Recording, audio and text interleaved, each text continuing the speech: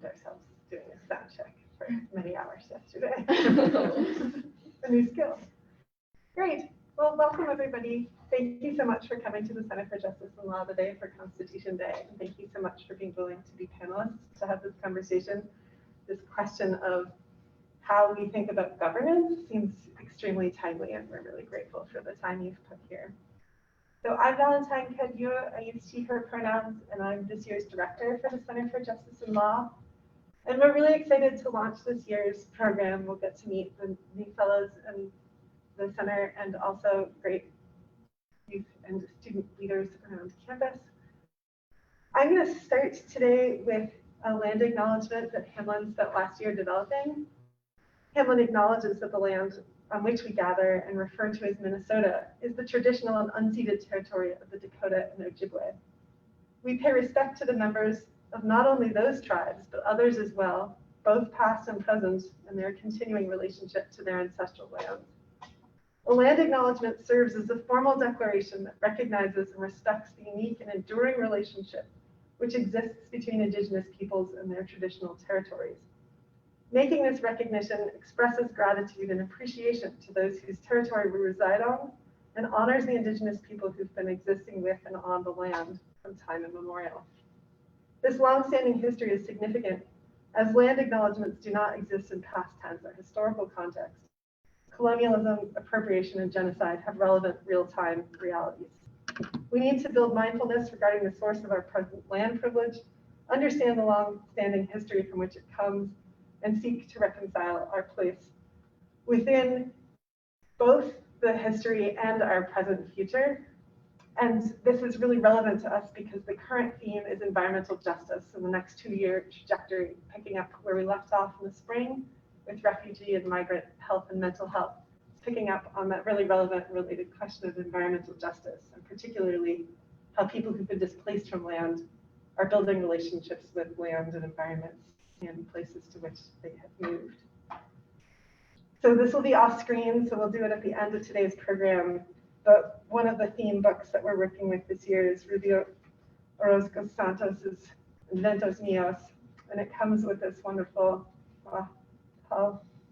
thank you, Mother Earth transfer, which will be our theme sticker for this term. So I'm going to pass the introductions around. So I think what probably makes sense, since we're a relatively small group, is for us to come around this way so you get to know who the crowd is, for those of you who may not know yet. And we'll say names, pronouns, program, and for those of you who are on the panel, we would love to hear more about kind of, what brings you here as you introduce yourselves. So thank you so much. My name is Adriana, she, her pronouns. I am a senior at Hamline. I study environmental studies. I am super excited this year to be a part of the Center for Justice and Law because the topic is environmental justice. So everything that I've learned in the past 4 years, I get to kind of apply this year is like my final thing that I get to do with Hamline. My name is Olivia Mancia, she, her pronouns. I'm also an environmental studies major. I'm a junior this year. Yeah, I'm really excited to get started with our environmental justice theme this year. It's going to be great. I'm Mariah Cohen. I use she, her pronouns. I'm a senior that's majoring in history and political science, and I'm also working with these lovely ladies as student coordinator for Center for Justice and Law this year. Hi, my name's Evelyn. I use she, her pronouns, and I'm a psych and education major. Hi, my name is Jennifer. I am she, her pronouns. I am a junior here, global studies major, and I'm just excited to be entering this new era of the CJL. My name is Lexi. I use she, her pronouns. I'm a Hamline alum. I graduated in spring of 2022, and I'm the AmeriCorps Vista this year for the Food Research Center and the Basic Needs Coordinator. And I'm also a Foster Advocates Fellow.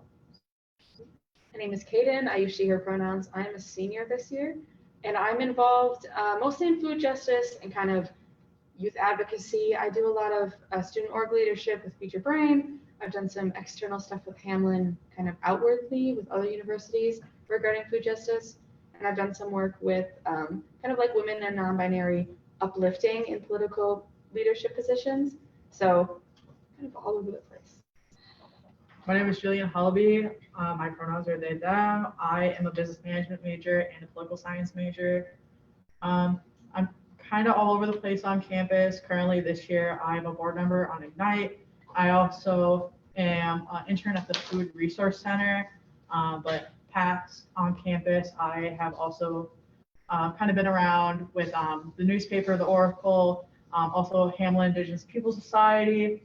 I also have background in a lot of political spaces and youth organizing spaces. So I used to intern at the Senate along with the City Council in Minneapolis, where I have done sustainable work, queer policy issues, and a whole bunch of other things, mainly in diversity, equity, and inclusion work. My name is Law. I'm a senior. I use she, her, hers, majoring in business management and psychology. I'm also all over the place right now. I'm the president for MSA, co-president for Better Together, an exec member for Women Boss Up, a former intern for the FRC. I did Pathways. I was also working with Beth Gunderson, the interim dean for HSV. Hey, my name is Lucas Pascal. I use he, him, his. I'm a biology major at Hamline University. I'm not as busy as you guys are, but I'm on the board for Fusion here at Hamline, as well as being the multicultural representative for Husk. Besides that, I work in the city with Parks and Rec, helping maintain both park systems as well as make them more accessible for the community. If you could just kind of introduce yourself, so we were just going around the circle. My name is Rihanna. I am a senior here at Hamline. Yeah, I'm a biology major. Hi, my name is Pearl. I am also a senior and a biology major with a neuroscience minor. I am the co-president of Women Boss Up with Mariah, and our mom is also on our board. And I am involved in research with the neuroscience department here, and I'm the assistant area coordinator for the department. Also, I have to leave for a meeting at 3:30, so if you see me walk out, no disrespect. Thank you for the heads up. Thank you all so much for coming. I think we'll be pretty informal today. We have some questions queued up, but please feel free if you have questions and want to kind of lead the conversation also of each other. All right, I will help get this started. So can we have all of you just tell us a little bit about how you came to be engaged in your leadership around issues that you're each working on and what all that has involved? You want to start? Who's starting? Whoever wants to. Okay, I can start. So for my position at the Food Research Center, I was an intern and also a student worker, but how I became kind of involved is just my personal experiences with poverty and food insecurity, and that's kind of where my passion came from. Yeah, and then my roles at Foster Advocates, I was a fellow and a college ambassador, and then now I'm on the community board, and I'm a former foster as well. So I'm just super passionate about that work. And was there anything else that you wanted? No, that was perfect. Cool. Sweet. I would say my roles have been like given to me as opposed to me like shooting for them. But with Ignite, which is the women kind of empowerment, women and non-binary support in politics, I'm not interested in running for politics. I just really agree with the mission. And so I helped found that, I guess, when I was a sophomore, and I've been with it ever since. And with kind of the food justice work, I've done some stuff outside of Hamline, and I was interested in it. And then in order to keep the student org alive, they were like, we're looking for underclassmen. And I was like, sure, I don't know what that means. But here I am as a senior still doing it. So it worked out. Awesome. For me, I kind of like grew up in like Northeast Minneapolis, going to like public schools, and you kind of see how public schools are definitely treated like worse than like private schools or richer schools in the area. And a lot of my schools that I went to were primarily like BIPOC individuals, queer students, and myself, I have like an immigrant father, and I'm non-binary and queer myself, so I definitely fit into that category. My high school itself was like over 50% like BIPOC individuals, and like was heavily like into like the special needs, and also like had a large percentage of like also refugee students. So, but we didn't get the necessary funding. We also didn't get the necessary help that we needed from like the programs and the care that we needed. And we had a bad reputation just because of the media. So that's like kind of where it started, but then I focused on like gender policy because I am a queer individual. But then you start learning about like intersectional issues. So learning about like food insecurity in the queer community, and then like trans women and Black trans women, and you kind of just fall deeper and deeper into those issues. For sure. For me, I'm an international transfer student. I moved here December 2020. So coming here during COVID times wasn't fun. And it was basically online. So the culture shock and everything. And then on top of that being online. When I was on campus, I wanted to feel like I belong since I moved here. So I had no friends. I didn't know anything about here. So I was like, okay, I need to like do something. And then I think it was spring or fall where I was like just walking outside, and then there was the org fair. And I basically wanted to be part of a Muslim community to feel like I belong. So I was asking around, and then I found out that they have MSA org. So I applied for that, and I just did it. Awesome. Yeah, that's how it started. I started off not really knowing a lot about the orgs here on campus. I did a lot of sports here, so I really never had a chance to go to the org fair. And how it ended up in Fusion was like a complete, total accident, or more or less just told to be like, oh, it'd be really easy to just join. But as I joined and started getting closer with the rest of the board members, it started getting me more involved to the point where I quit football and started picking up more positions here and around the city to get involved, especially with the environment, which is my big focus right now. That's fantastic. Thank you all.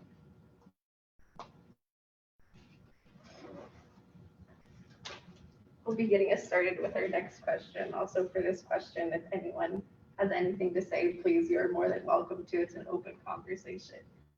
So how do you think your work in these local contexts kind of applies to governance as a whole, or like as a higher governance, or what could we bring in from the leadership positions that you guys are in into higher positions that need maybe just a little bit of like reworking as to how they work?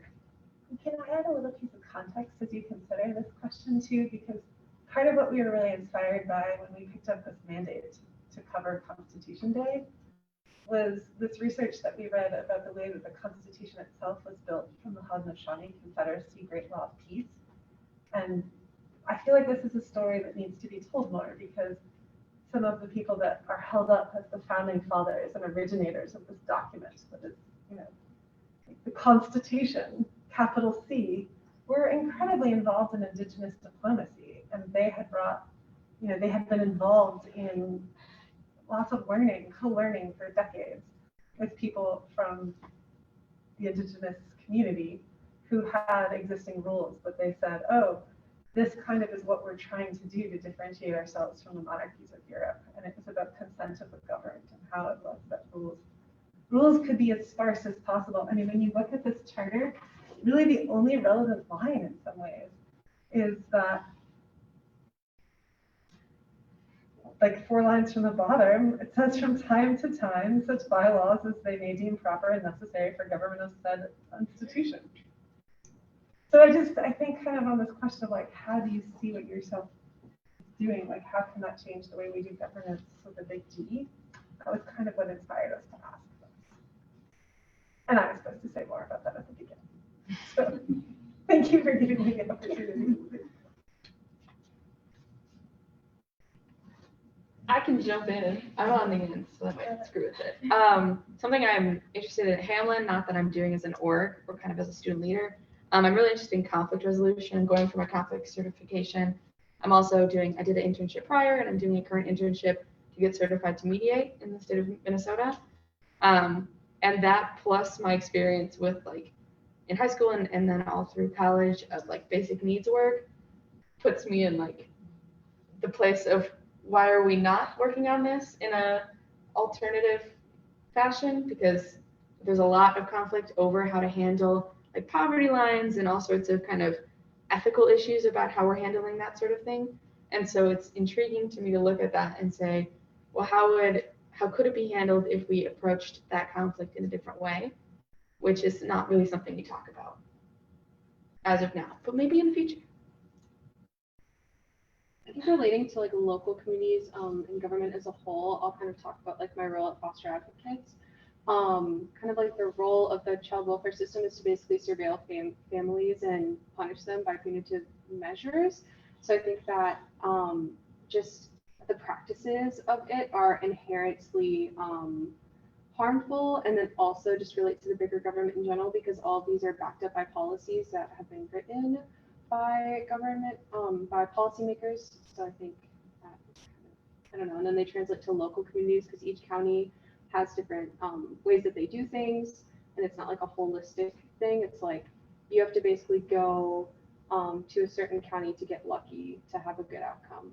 So it's like not built in a way in which empowers people. It's in a way in which you have to like kind of fudge with the system a little bit to get even an okay outcome. If that makes sense. I can kind of speak from my perspective of actually like working in government.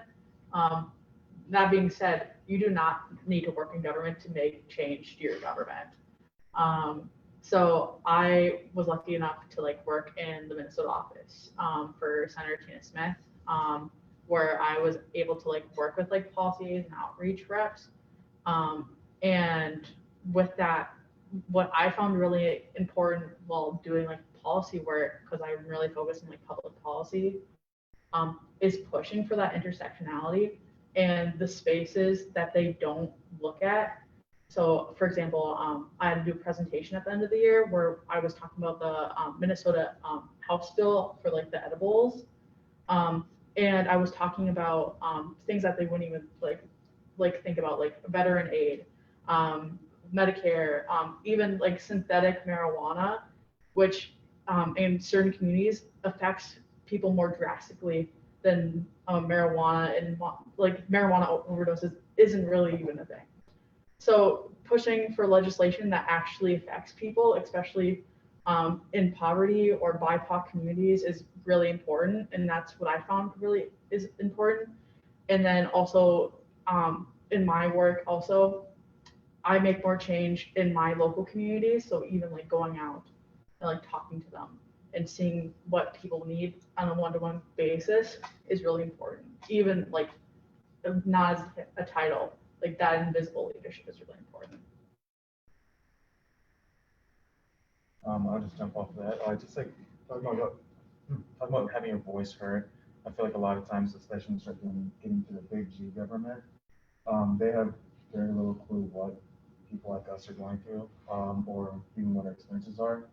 For my own personal experience, like working with the land and like the different management skills that you have, you're usually told through a long system that you want to do it this way because of this, that. But usually there is a lot of,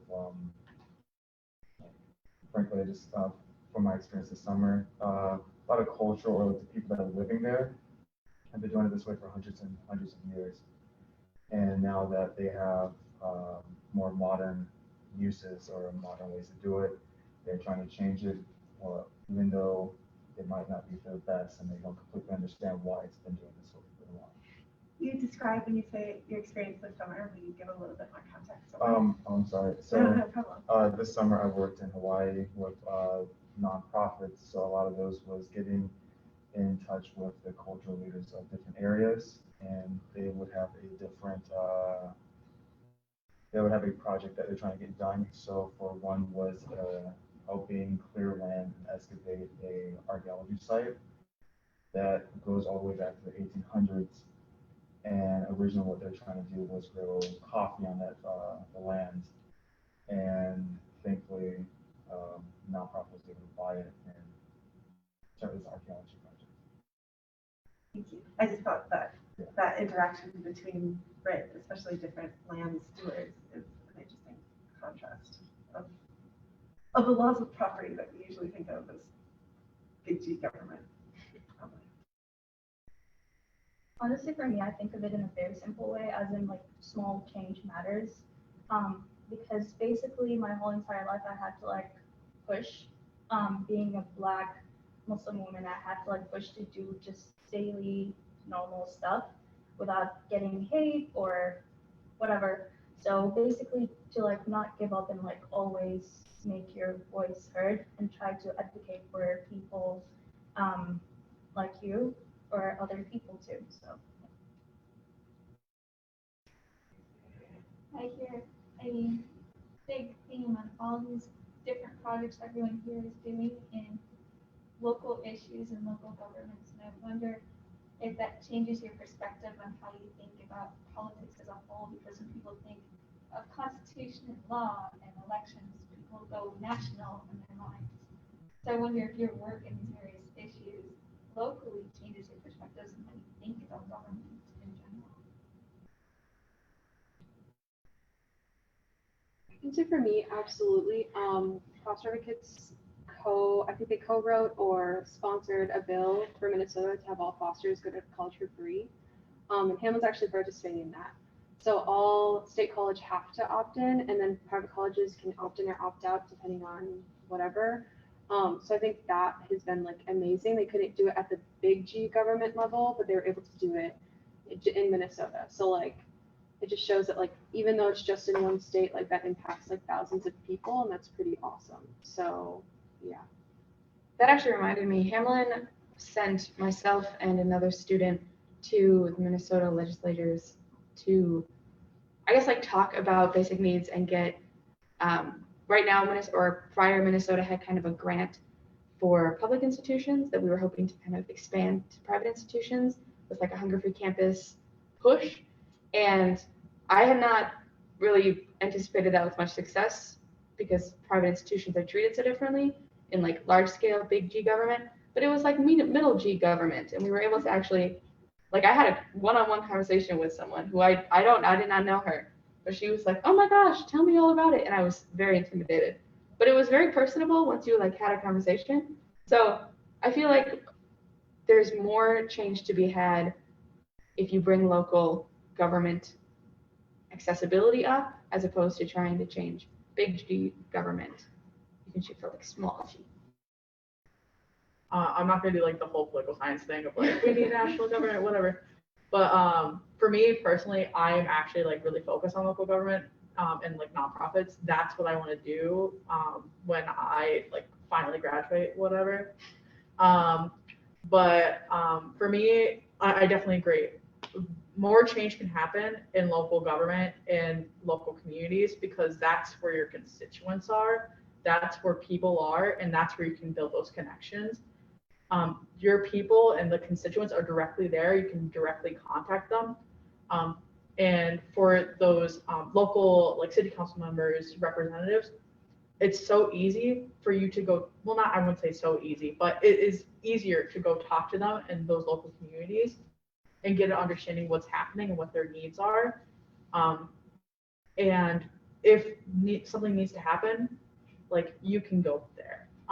And it's not the easiest thing to go and meet with your city council member, but it's definitely more direct than going to your national or like your regional member and like talking to them. And you can get definitely more done on a local level than more of a national level. honestly, a month ago we went on a conference to Chicago with Chaplain Kelly. So we basically went there for Interfaith America Summit, and that was just amazing. Where it just basically invites a lot of college students and freshly graduate students also to like participate in multi-faith stuff, which is basically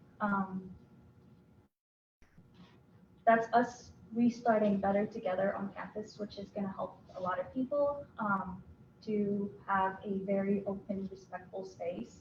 And again, that also starts with like people like us, students like us, to like speak up for themselves, to just basically make change. Yeah. Going back to it, and we were talking about how Minnesota was pushing our push to help get foster students free education.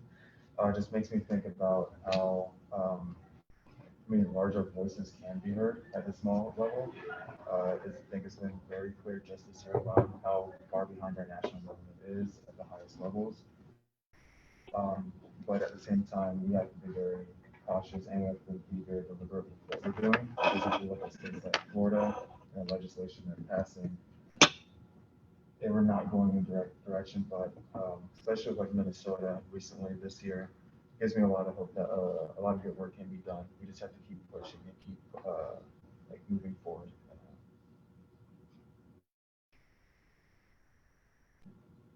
We can keep asking questions, but I just want to also kind of nudge if anybody else had questions about any specific sort of I actually have to go. Okay, thank you so much for doing that. Have fun.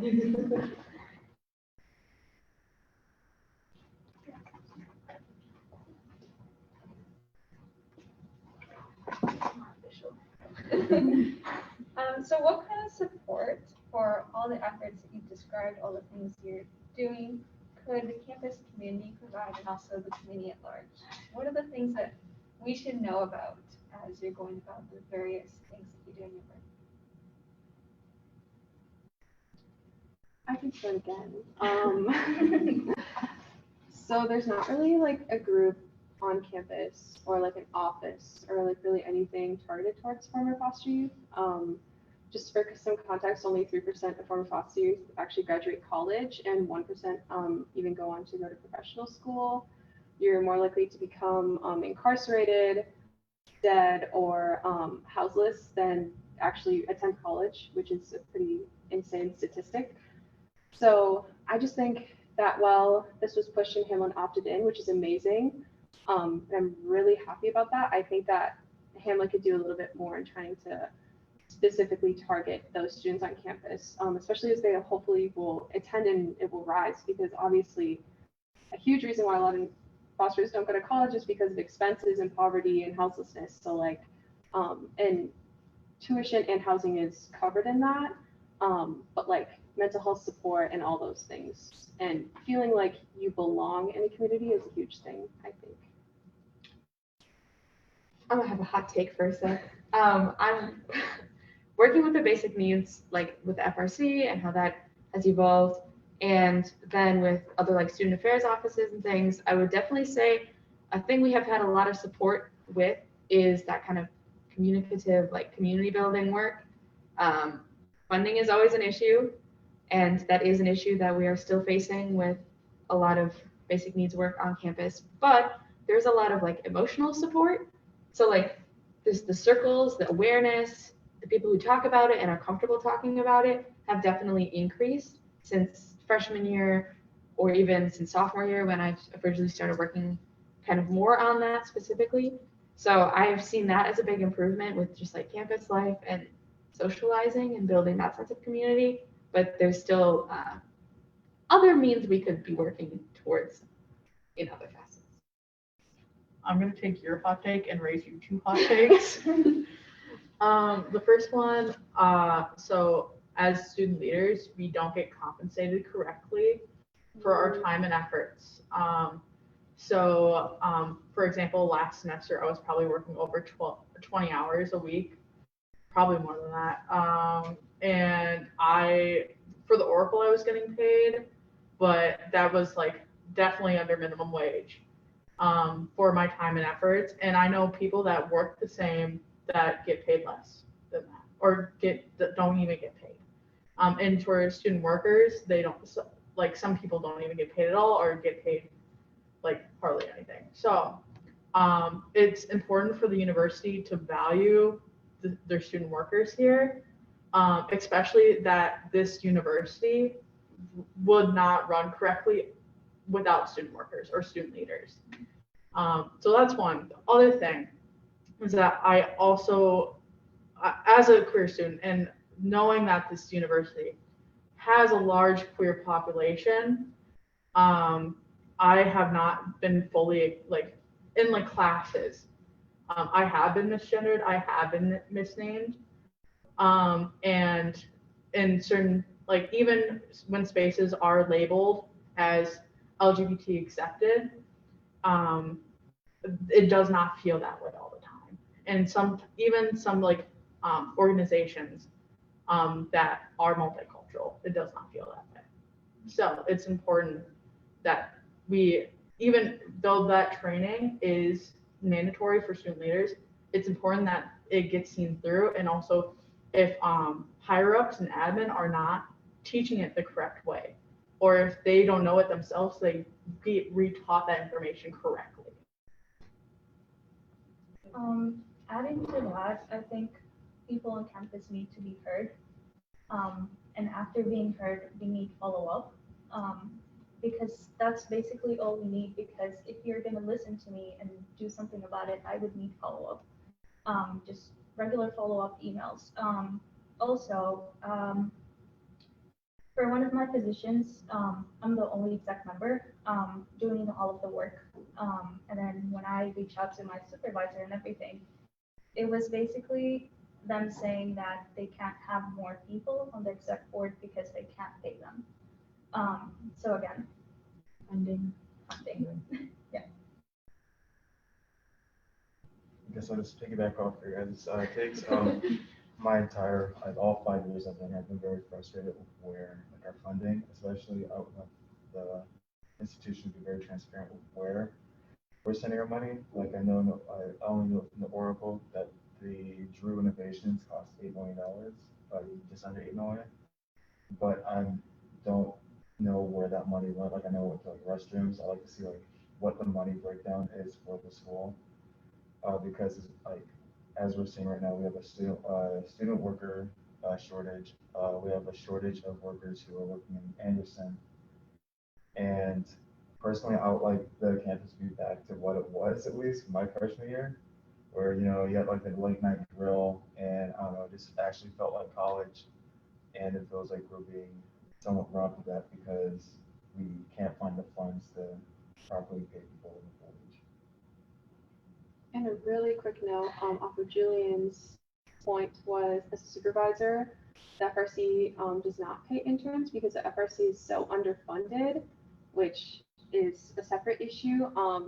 And then interns are required to have a LEAP credit, but a lot of internships are unpaid, which creates a huge barrier for low-income students. So I think that's a huge thing, especially as a supervisor. Even though you're getting that LEAP credit and those 4 credits, like 10 hours a week is more than you would be spending on a class. So it's like, there should be some sort of compensation. I know the sociology and social justice department compensates, but I think that's the only department on campus that does that, which is very inequitable, in my opinion.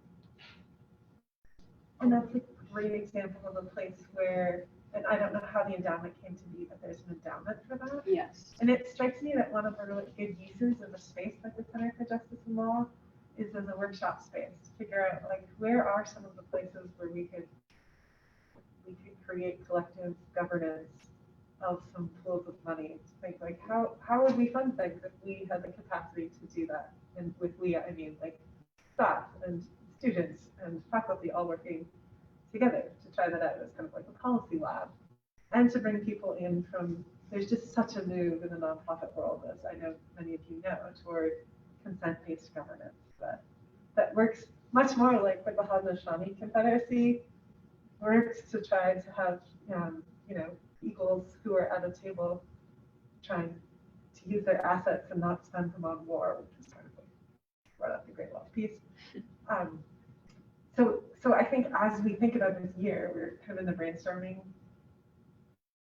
place. If you think of NGOs, governance people, funders, foundations, like people who you think are doing it right, we should bring them in and have conversations with them, and then think, what are some places where we have the capacity to plant some seeds and water them, where we know we can follow through and to say, see here, this is the way we'd like to see it going. I agree with you on this.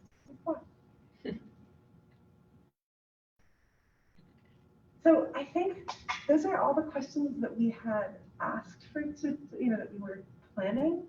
But I'm curious if, from the things that you've talked about, if there are things that come up where you think, yes, we would definitely like to try this, or like we want to make sure that people who are listening to this later remember to support these things in these ways, or any closing ideas or aspirations that you'd like to leave?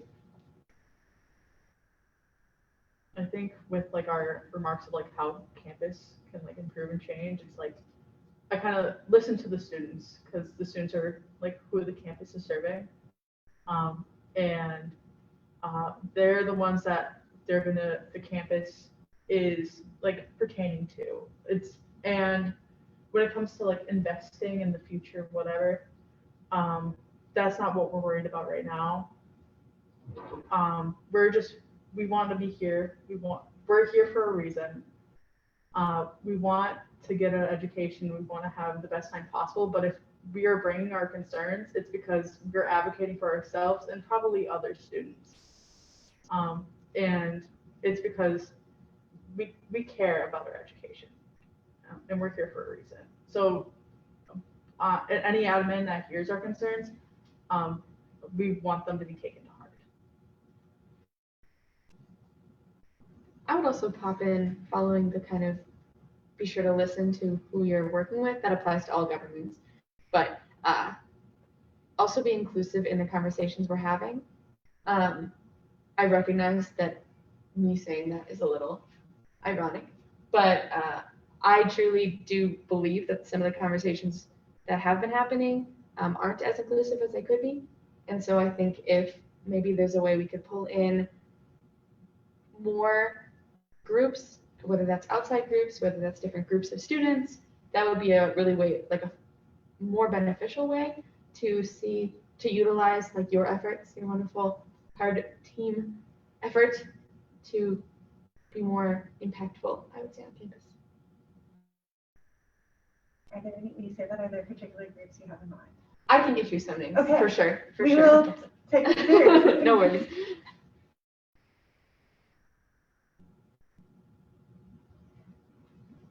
Well, thank you all so much. It's been incredibly heartening and grief-filled to watch the struggles that are taking place right now, but it's also just been extremely impressive to see how you're all taking what you have learned and enacting it. And I think everyone on campus is extraordinarily grateful for that. And so I'm more excited than I perhaps was at the beginning that our opening event was Constitution Day, because I appreciate this chance to come and reflect on kind of meta-governance questions, because I think if we can live up to our best selves as a learning institution, it's to keep learning together and figure out how to make the things we're learning real. So thank you. Thank you so much, Jennifer, for being what is behind the scenes. I think it's worth mentioning because we're all new at this and we're coming back. This is our first in-person event since the Center for Justice and Law in a really long time. And I'm hoping that we have a big watchership online. But it has taken some effort to get us here today to learn how to do things like Facebook Live. So most thanks go to Jennifer, who has been the mentor for all of us. So thank you so much. And thank you, panel.